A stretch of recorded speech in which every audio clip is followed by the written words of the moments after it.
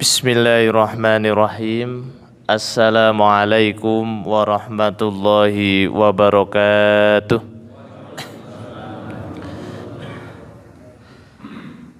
Alhamdulillah, alhamdulillahi rabbil alamin. Wassalatu wassalamu ala ashrafil anbiya'i wal mursalin wa ala alihi wa ashabihi wa man tabi'a sunnatahu ila yaumiddin, amma ba'd. Qala Allah Ta'ala fi kitabihil karim, a'udzu billahi minasyaitonir rajim. Bal tu'thirunal hayatad dunya wal akhiratu khairu wa abqa. Shadaqallahul azim. Bapak Ibu hadirin wal hadirat jamaah Masjid Fatimah Az-Zahra yang insyaallah senantiasa dirahmati dan diridhai Allah Subhanahu wa taala. Alhamdulillah, puji dan syukur kita kehadirat Allah Subhanahu wa taala karena di malam hari yang mulia ini, di tengah-tengah orang sibuk untuk merayakan tahun baru, kita masih disibukkan dengan majelis ilmu. Semoga hal ini menjadi tanda bahwa Allah Subhanahu wa taala menginginkan kebaikan dan kemuliaan kepada kita semua. Allahumma amin. Karena dalam hadis yang sahih disebutkan, idza aradallahu bi 'abdi khairan ista'malahu, yang artinya ketika Allah Subhanahu wa taala menginginkan kebaikan, menginginkan kemuliaan kepada seorang hambanya, maka Allah akan menggunakan. Kemudian ditanyakan, kaifa ista'malahu, bagaimana Allah Subhanahu wa taala menggunakan hamba tersebut? Maka jawaban Rasul sallallahu alaihi wasallam, yuwaffiquhu ila amalin soleh. Jadi Allah akan memberikan taufik, Allah akan memberikan hidayah kepada orang tersebut untuk senantiasa beramal soleh sehingga ajal menjemputnya. Maka semoga dengan kesyukuran ini Allah semakin tambahkan nikmat-nikmatnya kepada kita, terutama nikmat yang lahir maupun yang batin. Allahumma amin. Selanjutnya, sholawat beriring salam semoga senantiasa tercurah limpahkan kepada uswah hasanah kita, baginda Nabi Muhammad sallallahu alaihi wasallam, yang telah membawa umatnya dari zaman jahiliyah menuju zaman Islamiyah seperti yang kita rasakan semua pada malam hari ini. Bapak Ibu hadirin wal hadirat rahimakumullah, insyaallah tema kita pada malam hari ini yang sebetulnya untuk besok pagi, yaitu mengenai meraih husnul khotimah, ya. Bukan meraih Mbak Husnul Khotimah. Ya, meraih husnul khotimah. Karena setiap seorang mukmin, baik yang laki-laki maupun perempuan, pasti dia mengidam-idamkan untuk meraih predikat meninggal dalam keadaan husnul khatimah. Sebaliknya, tidak ada satupun orang mukmin yang sejati yang ingin mendapatkan akhir dari hidupnya su'ul khatimah, atau setiap dari seorang mukmin pasti akan menghindari dari yang namanya su'ul khatimah. Hadirin wal hadirat rahimakumullah, mengapa husnul khatimah begitu penting bagi setiap seorang mukmin? Karena akhir yang baik itu akan menjadi awal yang baik setelah mati bagi seorang mukmin. Sebaliknya, ketika akhir dalam hidupnya itu buruk, apalagi akhir dalam hidupnya itu hina, maka apapun yang dia telah lakukan sebelumnya menjadi sia-sia. Karena seseorang itu akan dihidupkan sebagaimana dia meninggal dalam keadaan tersebut. Dalam hadis disebutkan, yub'atsul 'abdu 'ala ma mata 'alaih, yang artinya seseorang itu akan dihidupkan atau akan dibangkitkan sebagaimana keadaan dia ketika meninggal. Maka Rasul sallallahu alaihi wasallam berdoa, ya, mengajarkan kepada kita, Allahumma para ulama, mohon maaf, ini bukan hadis ya, Tapi doanya adalah Allahumma khtim fi hayatina bi husnil khatimah. Ya Allah, tutuplah hidup kita di dunia ini dengan husnul khatimah. Dalam sebuah hadis disebutkan suatu ketika Rasulullah sallallahu alaihi wasallam sedang dalam peperangan bersama para sahabat, ya. Hadis ini disebutkan dalam hadis Bukhari dan juga hadis Imam Muslim dalam sahihnya. Maka ketika itu para sahabat melihat seseorang yang berperang penuh dengan keberanian, penuh dengan ketangkasan, dan seakan-akan orang inilah yang terbaik ketika itu. Sehingga para sahabat mengatakan ma ajza'ul yaum mithlu ma ajza'u fulanin, yang artinya hari ini tidak ada yang lebih banyak pahalanya melebihi pahalanya si fulan. Maka kemudian Rasulullah sallallahu alaihi wasallam ketika mendengar kemudian mengabarkan bahwa orang yang dibicarakan tadi, yang dianggap sebagai orang yang paling baik pahalanya, ternyata dia sebagai ahli neraka. Maka kemudian seorang sahabat mengatakan, ana sahibuhu, aku akan coba menguntit atau mengikuti orang tersebut. Kemudian diikutilah sahabat yang hebat perang tadi, dan dilihat ternyata ketika terkena pedang kemudian luka, kemudian menahan sakit dan tidak tahan sakitnya sehingga kemudian bunuh diri. Kemudian dilihat pedangnya itu diambil dengan tangannya, ditancapkan dengan kedua tangannya. Maka sahabat yang melihat kejadian ini kemudian mendatangi Rasulullah sallallahu alaihi wasallam dan mengatakan, asyhadu annaka Rasulullah, aku bersaksi bahwa engkau ini adalah betul-betul utusan Allah Subhanahu wa taala. Karena apa yang dikatakan oleh Rasulullah sallallahu alaihi wasallam ternyata benar. Seorang yang dianggap yang kelihatan zahirnya itu seakan-akan pahalanya paling besar, ternyata malah mengakhiri hidupnya dengan su'ul khatimah wal iyadu billah. Maka dalam hadis lain disebutkan ketika seseorang itu mati dengan bunuh diri, maka dia akan, ketika bunuh diri dengan mencekik contohnya, maka di kuburnya sampai nanti dia dibangkitkan, dia akan menyiksa dirinya dengan dicekik. Atau ketika seorang itu bunuh diri dengan pedangnya, maka ketika dikubur dia akan mendapatkan siksa dengan pedangnya itu sendiri. Akhirnya kita bisa melihat ternyata orang yang sudah beramal banyak, kemudian orang yang kita anggap sebagai pahalanya paling besar, ternyata belum menemui titik aman sebelum dia mengakhiri hidupnya dengan akhir yang mulia atau yang baik. Sebaliknya, seorang wanita pezina yang sudah sering kita mendengar dalam hadis disebutkan seorang wanita Bani Israel yang penuh dengan dosa karena selama hidupnya dia menjadi seorang pezina.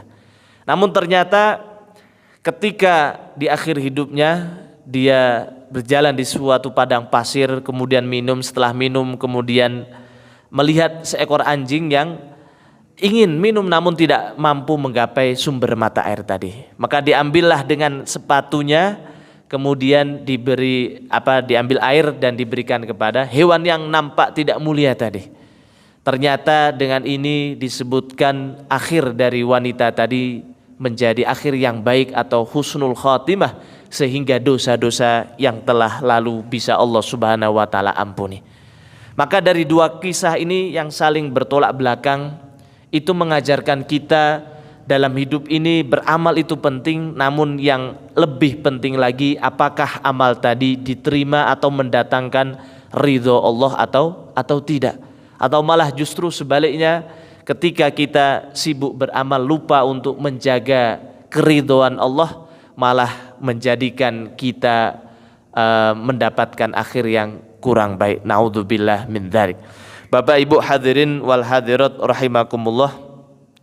Dalam hadis lain juga disebutkan man 'asha 'ala syai'in mata 'alaih, yang artinya barang siapa yang dalam hidupnya terbiasa dalam sesuatu hal, maka Allah Subhanahu wa taala akan matikan dirinya dalam perkara tersebut. Maka tidak heran bila kita melihat ada seorang ibu-ibu yang viral ketika setelah membaca Al-Quran atau ketika sedang membaca Al-Quran dalam sebuah majelis taklim, kemudian jatuh dan ternyata itu akhir dari hidupnya dalam keadaan yang baik. Karena saya yakin bahwa Allah Subhanahu wa taala akan matikan kita dalam kebiasaan kita. Kalau kita biasa untuk hadir dalam majelis ilmu, kebiasaan kita sholat malam, kebiasaan kita membaca Al-Quran, mungkin itu kemungkinan besar kita akan dimatikan dalam perkara tersebut. Hadirin wal hadirat rahimakumullah. Apa sebetulnya ciri-ciri dari orang yang meninggal dalam keadaan husnul khatimah? Banyak sekali dalam hadis disebutkan, salah satunya tadi ketika meninggal dalam amal soleh, itu insya Allah akan dalam keadaan husnul khatimah. Kemudian kedua, meninggal ketika malam Jumat ya, atau hari Jumat, itu juga salah satu tanda Allah Subhanahu wa taala berikan husnul khatimah kepada dirinya. Bahkan dalam hadis disebutkan orang yang meninggal pada malam Jumat atau pada hari Jumat, maka Allah Subhanahu wa taala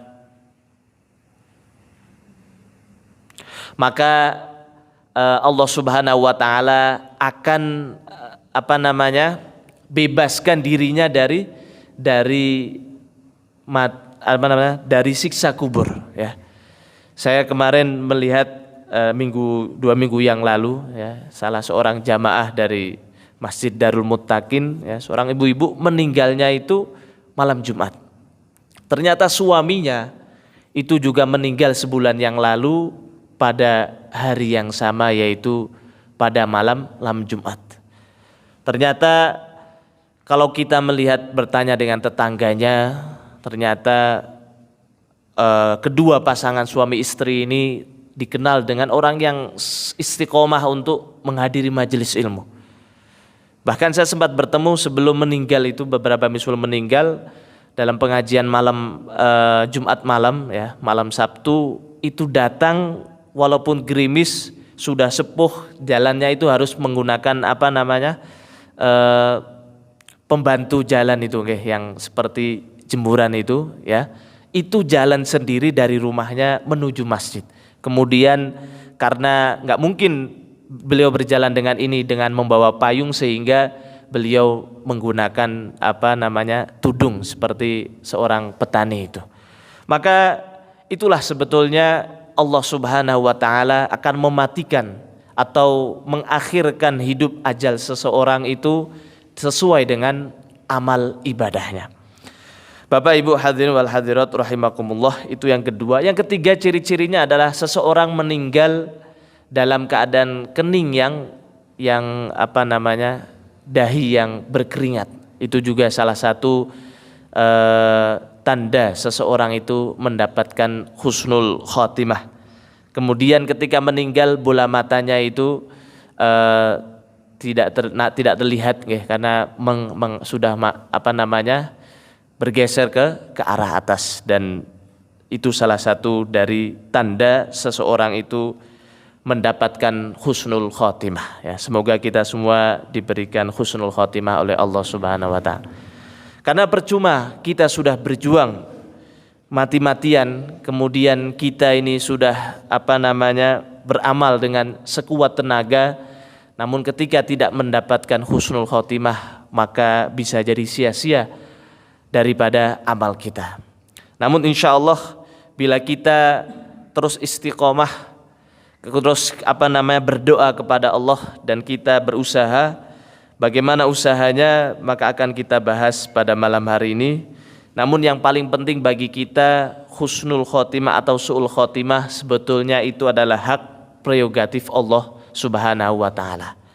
Kita ketika mendengar seorang mukmin meninggal, maka jangan sampai kita ini suudzon atau menghukumi seorang tadi meninggal dalam keadaan su'ul khotimah. Contohnya ada seseorang yang meninggal di bioskop ya kan. Maka kita langsung, wah berarti ini su'ul khotimah. Padahal kita nggak tahu, mungkin dia ke bioskop itu sedang dakwah, ya kan? Atau dia sedang ke diskotik sedang dakwah, kita tidak tahu. Maka kita hendaknya itu husnudon. Masalah apakah itu su'ul khotimah atau husnul khotimah, Allah Subhanahu wa taala yang Maha mengetahui. Hadirin wal hadirat rahimakumullah. Maka yang pertama, agar kita ini bisa mendapatkan husnul khotimah, hendaknya kita meninggalkan perbuatan syirik, ya, atau menyekutukan Allah Subhanahu wa taala. Sehingga dalam berbuat, dalam beribadah, kita tidak mengharapkan apapun kecuali hanya dari Allah Subhanahu wa taala. Orang mau nilai kita apa, itu haknya mereka. Namun keistiqomahan kita dalam berbuat baik tidak boleh sampai terpengaruh oleh penilaian orang. Termasuk kita nggak mau jamaah, takut nanti kita dibilang sok alim. Maka ini juga tanda bahwa kita belum ikhlas atau belum masih ada penyekutuan kepada Allah Subhanahu wa taala. Karena kalau misalnya kita hidup dengan berpatokan pada apa kata orang, pasti kita akan capek sendiri. Karena orang, ketika kita sibuk ingin dinilai baik oleh orang dengan harta kita, harta tidak akan pernah akan cukup. Bahkan kalau misalnya harta kita sudah dibagikan, ketika habis maka orang sudah tidak suka lagi dengan kita. Begitu pula kalau misalnya kita sibuk dengan perbuatan kita, berbuat hanya karena ingin dinilai manusia, maka itu juga akan sia-sia, capek sendiri kita. Karena orang yang baik pasti tetap akan ada yang mengomentari negatif. Rasulullah SAW yang mulia saja masih banyak yang mengatakan gila, mengatakan beliau ini tukang sihir, mengatakan beliau ini ahli nujum dan lain sebagainya. Begitu pula orang-orang yang baik, dalam amar ma'ruf nahi mungkar pasti akan banyak sekali orang yang menentang kepada kita. Apalagi kita bukan nabi, bukan rasul, ya kan? Kita hanya bukan wali juga, kita hanya wali murid sama wali kelas mungkin, ya. Sehingga hal yang wajar bila kita dikomentari. Maka yang pertama tadi membersihkan dalam setiap amalan kita itu betul-betul hanya mengharap balasan penilaian dari Allah Subhanahu wa taala. Apalagi sampai kalau kita syiriknya syirik besar, yaitu punya toko nggak laris, akhirnya cari pelaris, ya kan? Atau kita beli jampi-jampi atau apa lain sebagainya, maka ini sudah termasuk syirik yang besar.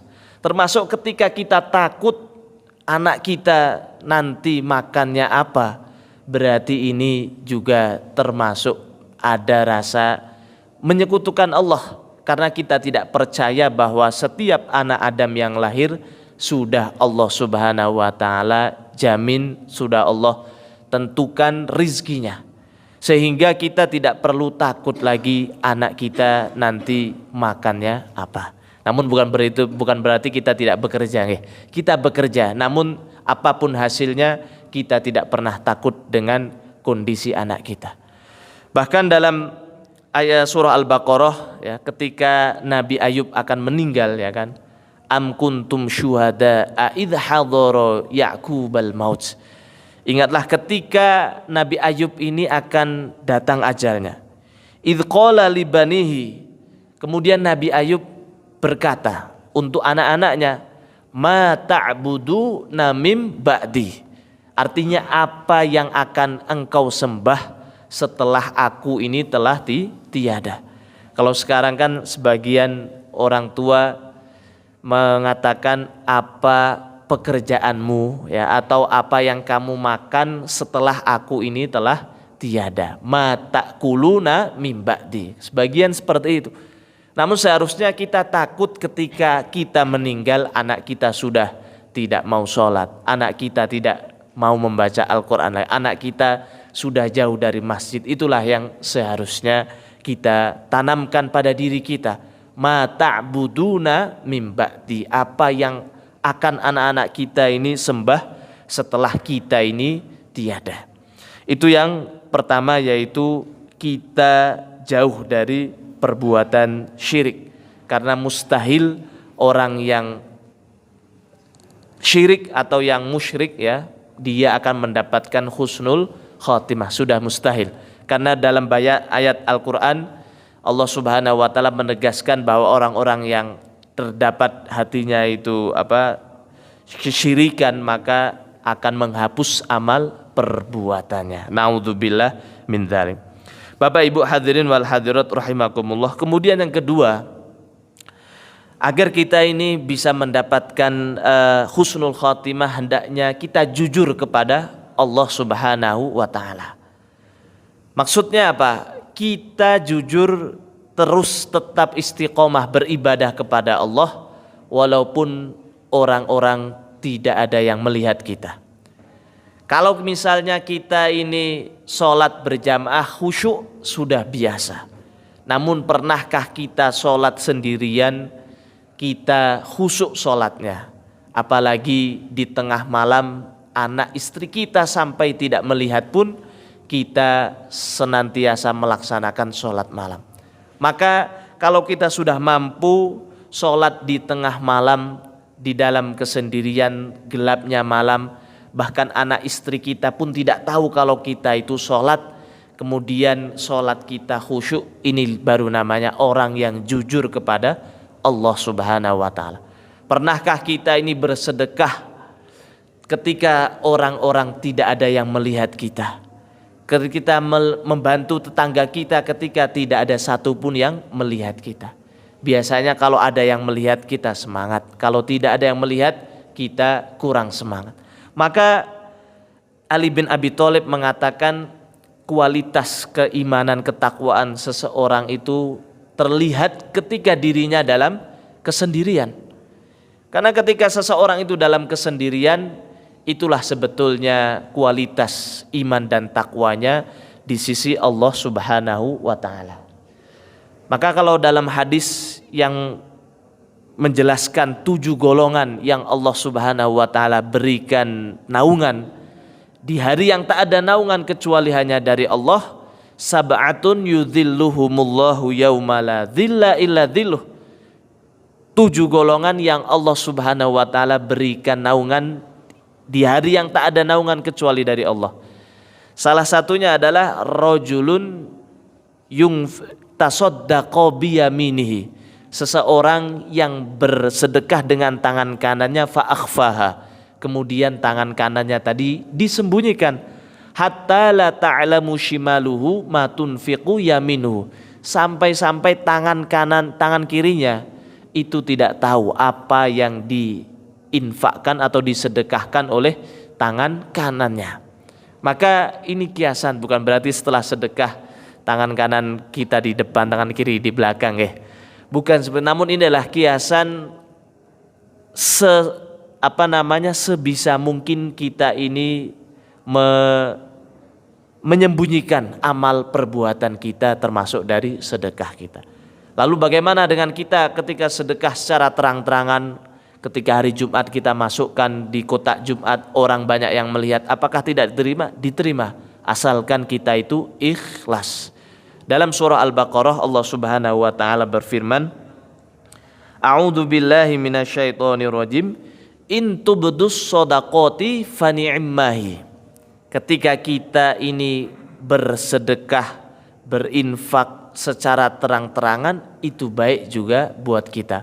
Wa in tukhfuha wa tu'tuhal fuqara fahuwa khairul lakum. Namun ketika kita menyembunyikan, ketika kita memberikan kepada fakir miskin, kemudian tidak ada yang tahu, maka itu jauh lebih baik pahalanya di sisi Allah Subhanahu wa Ta'ala. Hadirin wal hadirat rahimakumullah. Maka seorang ulama mengatakan, liyakun li ahadim minkum khib'un min amalihi soleh, yang artinya hendaklah setiap seseorang dari kita ini memiliki satu amalan yang tidak ada satupun orang yang mengetahuinya. Artinya dia dan Allah Subhanahu wa Ta'ala lah yang mengetahui amalan tersebut. Dalam hadis tadi mengenai 7 golongan, yang kedua contohnya yang mendapat jaminan naungan dari Allah adalah rajulun dzakarallaha khalian fafadat ainah. Seseorang yang berzikir atau menyebut Allah, mengingat-ingat Allah dalam kesendirian, kemudian dia mampu meneteskan air mata. Kalau kita melihat ya, banyak orang yang mampu meneteskan air mata ketika di depan orang lain.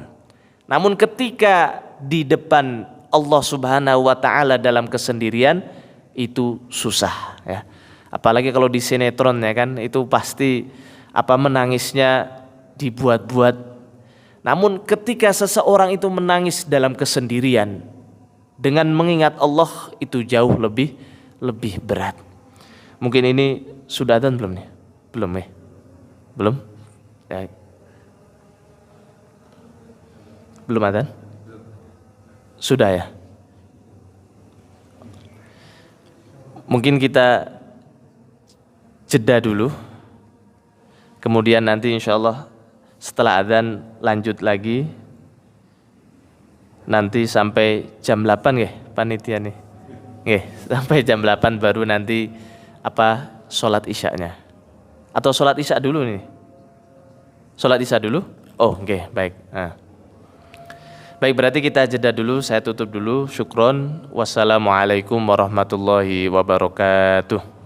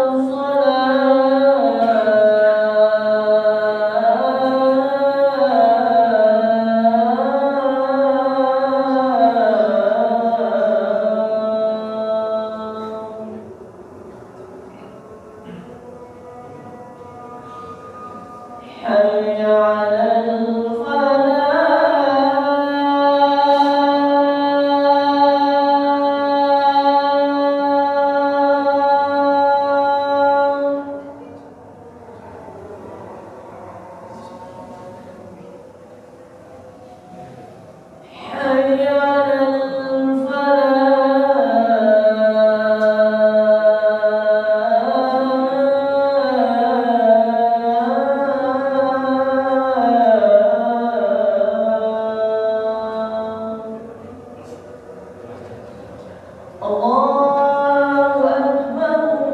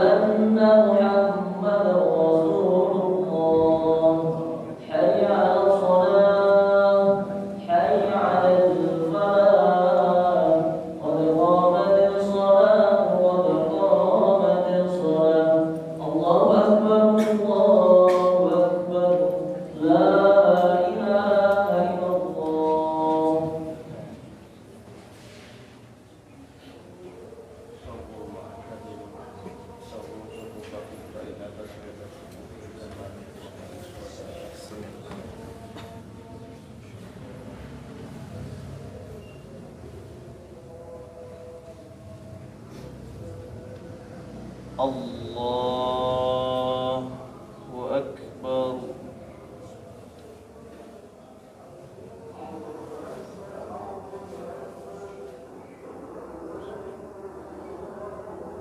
Alhamdulillahi Rabbil Alamin, Ar-Rahmanir Rahim, Maliki Yawmiddin. Iyyaka na'budu wa iyyaka nasta'in. Ihdinas siratal mustaqim, siratal ladzina an'amta 'alaihim ghairil maghdubi 'alaihim waladdallin.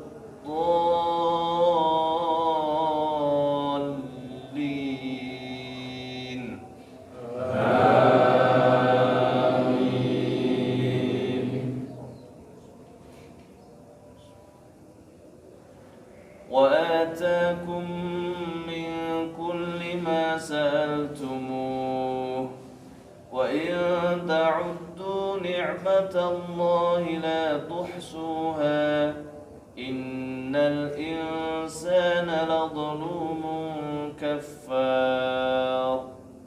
Wa idh qala Ibrahim rabbi ij'al hadzal balada aminan wajnubni wa baniya an na'budal asnam. Rabbi innahunna adlalna kathiran minan nas faman tabi'ani fa innahu minni wa man 'asani fa innaka ghafurur rahim. Allahu Akbar.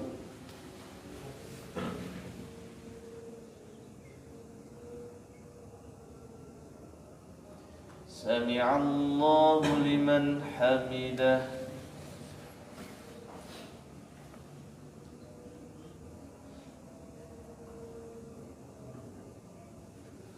Allahu Akbar.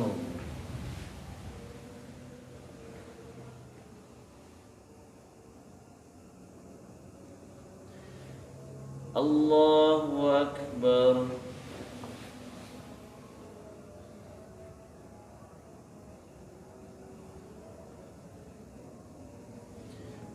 Allahu Akbar.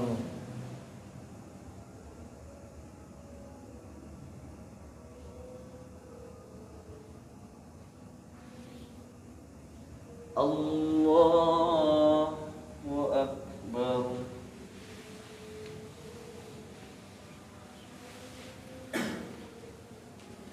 Alhamdulillahi Rabbil Alamin, Ar-Rahmanir Rahim, Maliki Yawmiddin. Iyyaka na'budu wa iyyaka nasta'in. Ihdinas siratal mustaqim, siratal ladzina an'amta 'alaihim ghairil maghdubi 'alaihim waladdallin.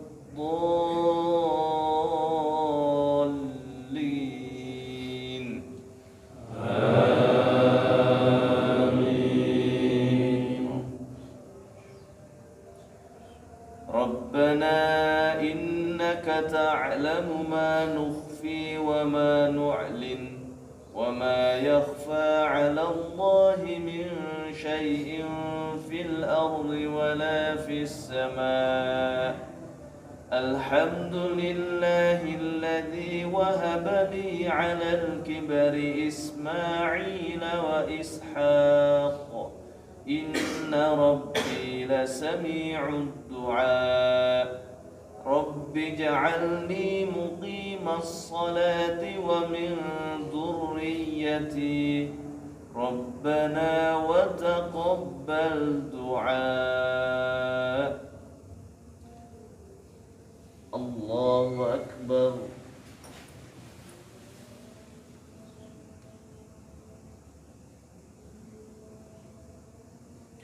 سمع الله لمن حمده.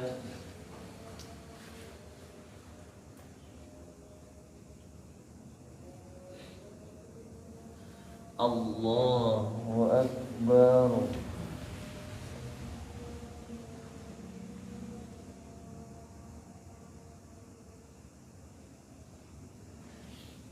الله أكبر.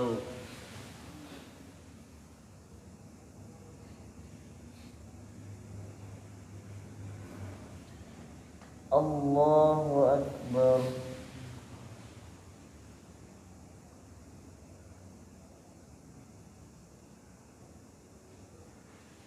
الله أكبر.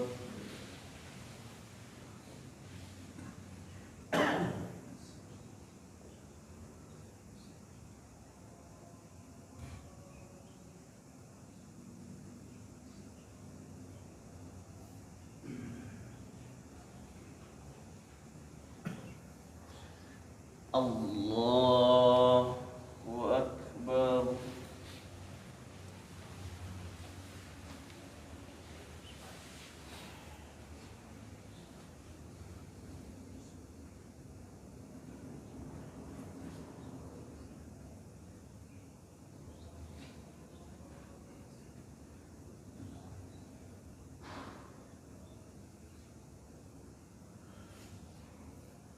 الله أكبر.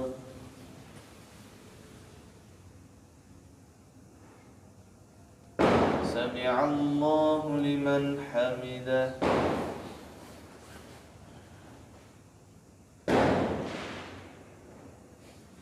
الله أكبر.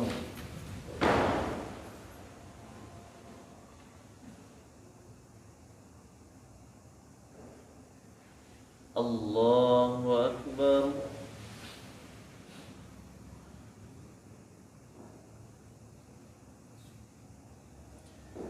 الله أكبر.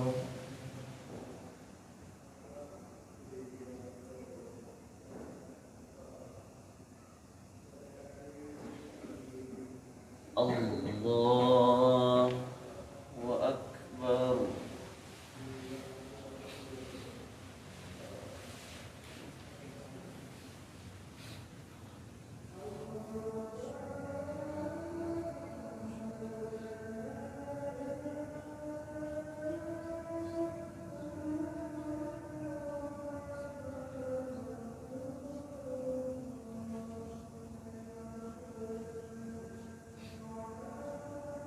الله أكبر.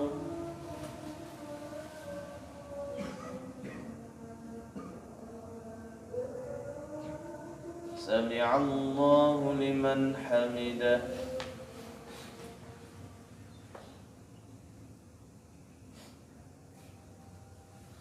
الله أكبر.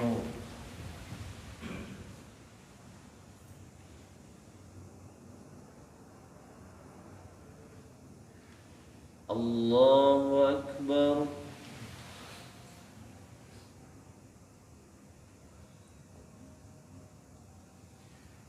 الله أكبر.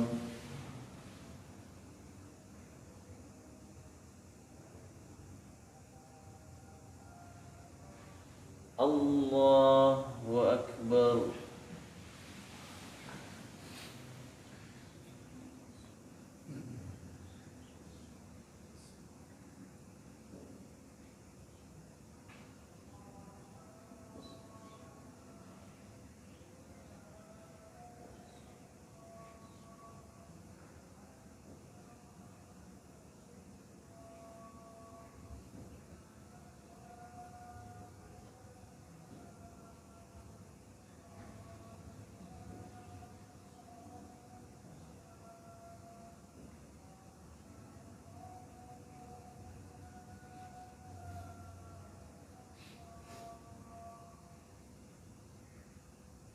Assalamualaikum warahmatullah.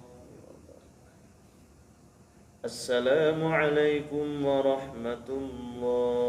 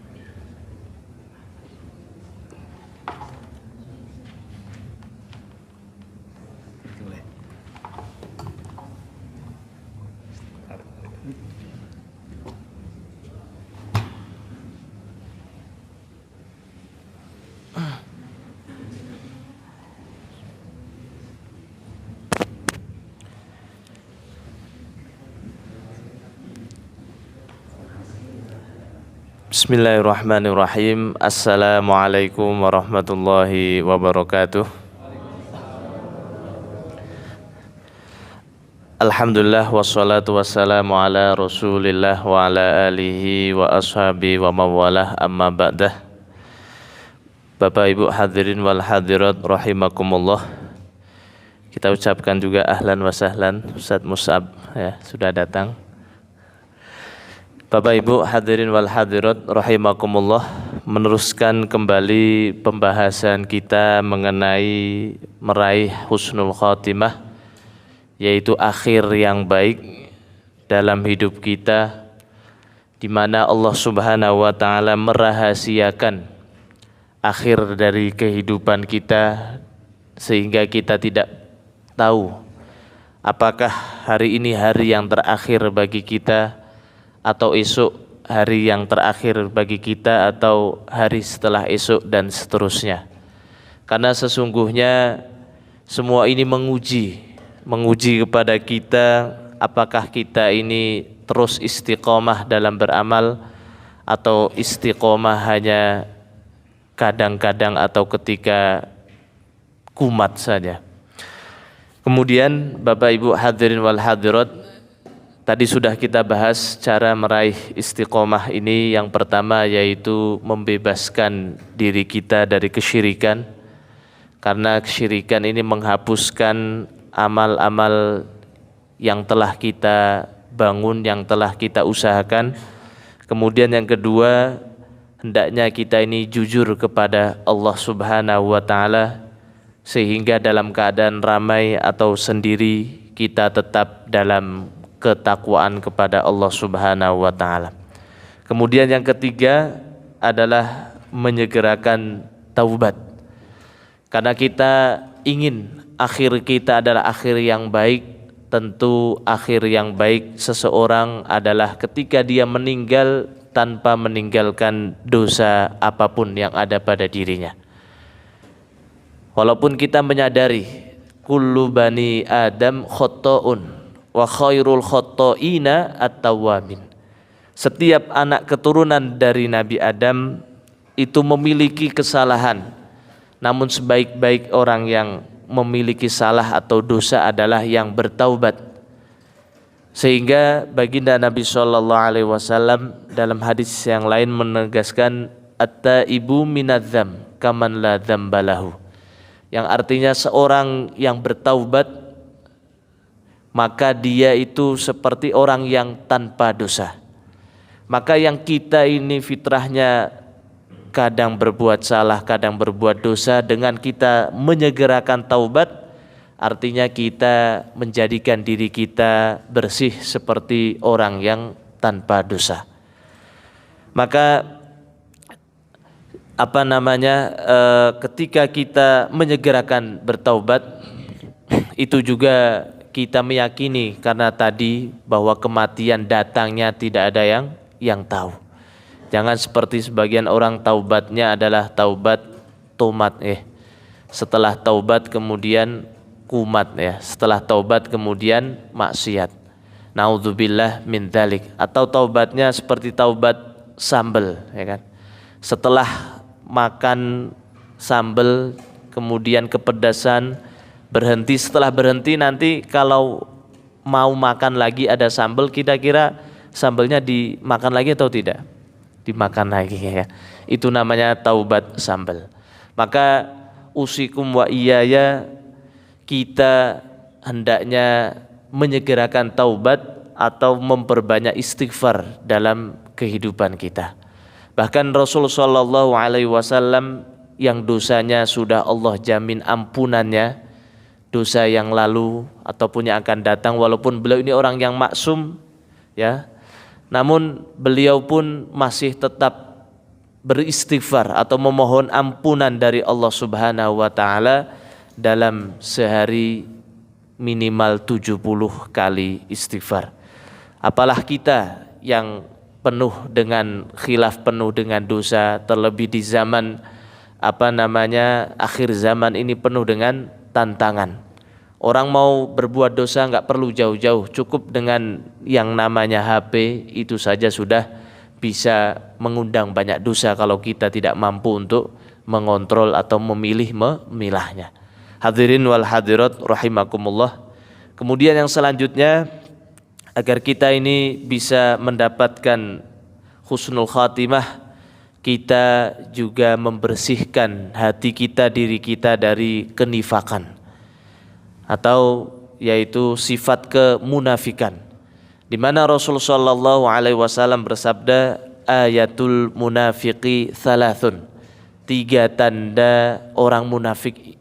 Yang pertama adalah idza hadatsa kadzaba, ketika dia berkata dia berdusta atau berbohong. Sekarang banyak orang yang mengatakan dia itu muslim namun hidupnya jauh dari nilai-nilai keislaman. Banyak yang mengatakan saya ini cinta Rasul sallallahu alaihi wasallam namun dalam gaya hidupnya lebih suka mengikuti gaya orang ke Koreaan.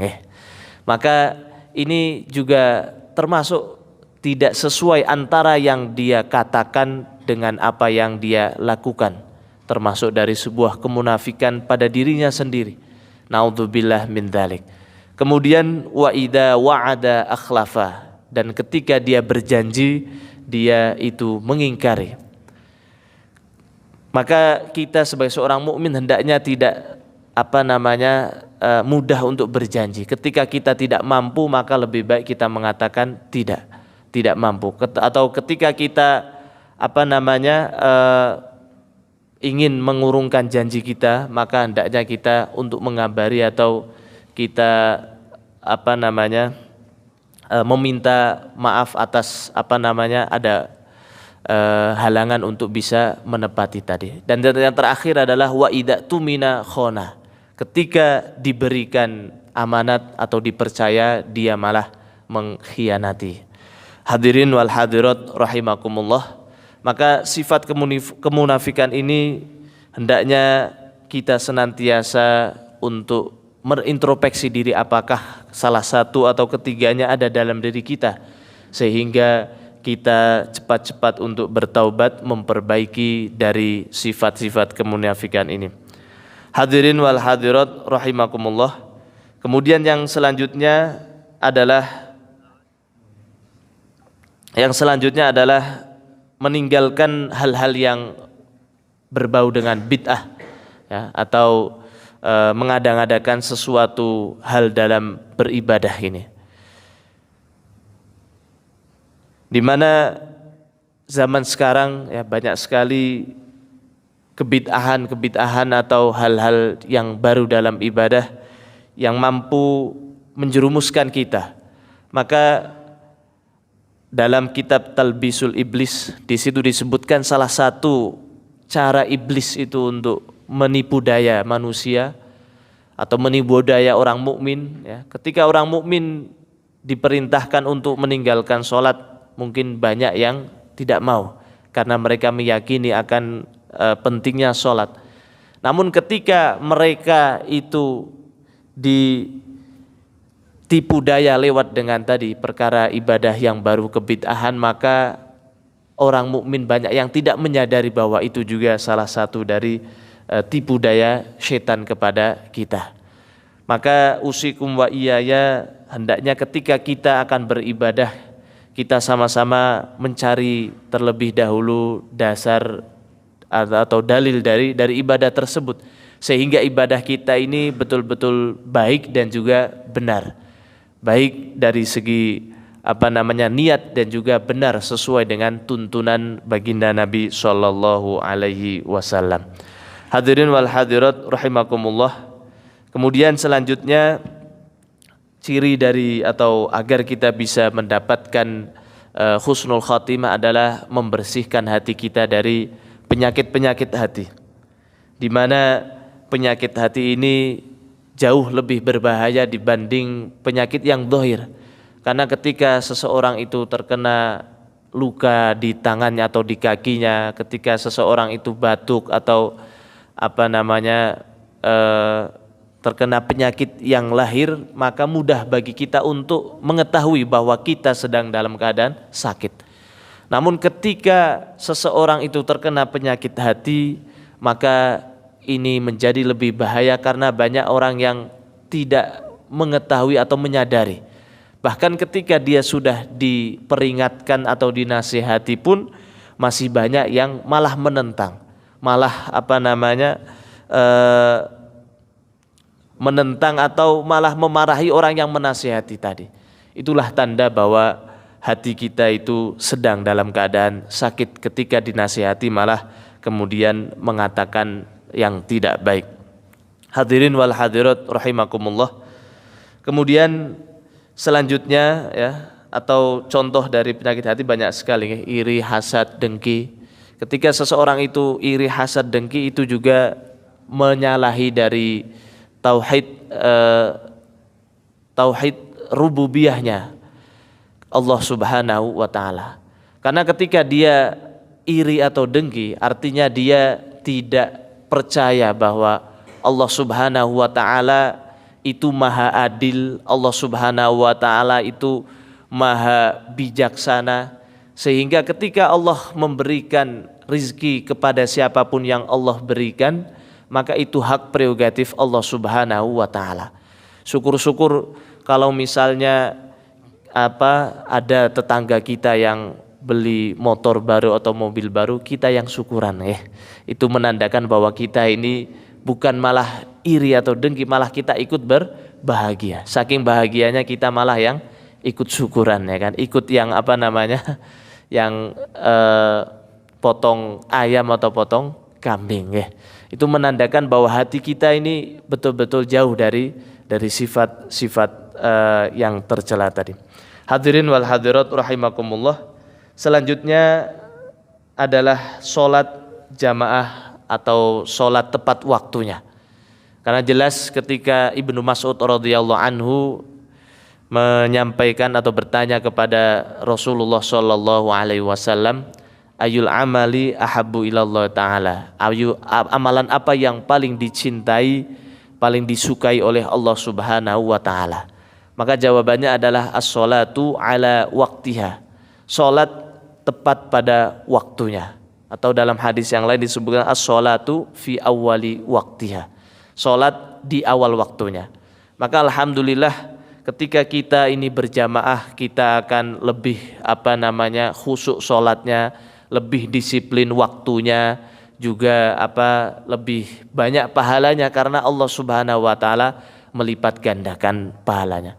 Terlebih ketika kita ini sholat berjamaah, maka kita akan ketemu satu sama lain sehingga ada jalinan ukhuwah, ada tali silaturahmi, ada segala prasangka dan lain sebagainya hilang ketika kita langsung bertemu dengan saudara kita. Sebaliknya kalau misalnya kita sholat jarang di masjid ya, terutama yang bagi yang putra nih, yang bapak-bapak, maka sudah tentu akan sulit bagi kita untuk khusyuk, apalagi untuk tepat waktunya. Sudah lagi enak-enak di rumah ya kan, kemudian gak ada niat untuk sholat berjamaah, pasti sholatnya nanti dulu menyelesaikan urusannya. Apalagi kalau lagi nonton bola ya kan, lagi nonton sinetron. Kalau bapak-bapak insya Allah nggak nonton sinetron ya, maka menjadikan kita itu mudah untuk menunda-nunda. Terlebih ketika setelah sholat, kalau sholat di rumah, zikirnya, istighfarnya tidak sebaik ketika sholat berjamaah. Maka banyak sekali fadilah ketika kita ini melaksanakan sholat jamaah, termasuk salah satu ikhtiar kita untuk mendapatkan husnul khatimah. Hadirin wal hadirat rahimakumullah. Kemudian yang selanjutnya adalah yang terakhir, yaitu kita tidak melalaikan kewajiban kita, baik kewajiban kita terhadap Allah Subhanahu wa taala, kewajiban kita terhadap sesama manusia, atau kewajiban kita terhadap diri kita sendiri. Maka Rasul sallallahu alaihi wasallam bersabda, ittaqillah haitsuma kunta, bertakwalah kepada Allah Subhanahu wa taala dimanapun kita berada. Maka ini merupakan hak Allah Subhanahu wa taala bagi kita untuk senantiasa kita ini bertakwa kepadanya. Dan insya Allah seseorang yang senantiasa membawa agama kemanapun, dimanapun, kapanpun, dia pasti akan hidup mulia, akan hidup enak, akan hidup tenang, bahagia. Ya, kalau Mbah Surip mengatakan tak gendong ke mana-mana, ya kan? Insya Allah kalau seseorang itu membawa agama kemana-mana, yang tadinya mau padu, ya kan? Sebelum padu marilah kita beristighfar 10 kali, astagfirullah, astagfirullah, nggak jadi padu, ya kan? Yang tadinya mau bunuh, kita sholat istikharah dulu, nggak jadi bunuh. Yang tadinya mau berbuat maksiat, sebelum berbuat maksiat, mari kita mabit dulu di mafazah, ya kan? Akhirnya nggak jadi maksiat, malah jadinya taat. Maka hadirin wal hadirat rahimakumullah, kita melihat seorang pejabat yang korupsi bukan karena dia itu kekurangan harta. Kalau kita lihat banyak atau hartanya itu sampai berlebih-lebih, bahkan mobilnya, rumahnya, perusahaannya sudah banyak sekali. Namun yang menjadikan mereka itu bermaksiat atau sampai berani korupsi karena ketika itu dia tidak beramal atau tidak membawa agama di dalam dirinya. Namun sebaliknya ada orang yang rela hidup dalam apa adanya. Bahkan ketika menemukan uang di jalan pun dia tidak berani untuk mengambil atau menggunakan uang tadi sampai pada waktu yang telah ditentukan. Maka yang menjadikan kita ini maksiat ataupun tidak bukanlah keadaan, namun yang menjadikan kita maksiat ataupun tidak adalah nilai ketakwaan yang ada di dalam diri kita. Kemudian yang kedua, wa'at bi'is sayyi'atil hasanata tamhuha. Dan kemudian ikutilah setiap keburukan dengan kebaikan. Karena setiap kebaikan itu akan mampu menghapus dosa yang baru saja kita lakukan. Dan inilah hak diri kita atas kita sendiri, yaitu ketika kita berbuat salah, berbuat maksiat ataupun dosa, senantiasa langsung mengikuti atau menutup kemaksiatan tadi dengan perbuatan baik. Karena salah satu orang mendapatkan su'ul khotimah karena dia terlalu panjang angan atau menunda-nunda kebaikan. Lah nanti dulu, saya tobatnya ketika sudah pensiun, kan sudah enggak sibuk, ya kan. Nanti setelah pensiun akhirnya lah nanti dulu, belum sakit, nanti saya tobatnya nanti dulu. Maka orang yang terlalu panjang angan ini orang-orang yang mampu menjerumuskan dirinya ke dalam su'ul khatimah, naudzubillah min. Sebaliknya, seorang mukmin dia akan selalu menyegerakan dalam berbuat baik dan termasuk dalam bertaubat. Karena kita tidak tahu sekali lagi kapan ajal kita ini tiba. Bisa saja ketika kita belum sempat bertaubat malah kita ini sudah kedatangan ajal kita. Maka Bilal bin Rabah radhiyallahu anhu ketika akan mendekati ajalnya, ya, beliau mengatakan telah datang kepadaku yaitu tamu yang bukan dari golongan manusia dan juga jin, yaitu ajal. Maka kita pun tidak tahu kapan ajal kita tiba, sehingga hendaknya kita menyegerakan taubat atau menyegerakan perbuatan baik karena tidak tahu kapan ajal kita itu tiba. Hadirin wal hadirat rahimakumullah. Kemudian yang terakhir yaitu hak kita kepada sesama, yaitu wa khaliqin nas bi khuluqin hasanin, yaitu kita bergaul dengan orang-orang yang ada di sekitar kita dengan akhlak yang mulia, dengan akhlak yang dicontohkan oleh Rasulullah sallallahu alaihi wasallam. Karena banyak sekali orang yang menyampaikan kebaikan baik, namun menyampaikan kebenaran namun dalam menyampaikannya kurang baik, sehingga malah menjadikan orang yang dinasihati itu sakit hati atau malah jauh dari kebenaran. Contohnya ketika kita akan mengingatkan orang yang tidak sholat, ya, malah kita mengawalinya, hai ahli maksiat atau ahli dosa, wahai pezina. Maka perkataan-perkataan yang seperti ini yang akan menjadikan orang yang kita nasihati itu sudah tertutup dulu hatinya karena sudah sakit dengan kita. Atau ketika kita membantu orang, namun membantunya dengan tanpa akhlak yang mulia, itu juga malah akan mengundang persepsi yang lain kepada orang yang kita bantu. Kita memberi malah kita lempar. Maka akhlak yang mulia ini menjadi perkara yang penting di dalam agama kita. Bahkan baginda Nabi SAW diutus ke muka bumi tidak lain untuk menyempurnakan akhlak manusia. Baik, ini saja yang bisa saya sampaikan, yaitu mengenai kiat-kiat untuk mendapatkan husnul khotimah. Semoga kita semua bisa termasuk ke dalam golongan orang-orang yang mampu meraih husnul khotimah. Allahumma amin. Kurang lebihnya mohon maaf. Wabillahi taufik wal hidayah warridha wal inayah. Tsumma assalamu alaikum warahmatullahi wabarakatuh.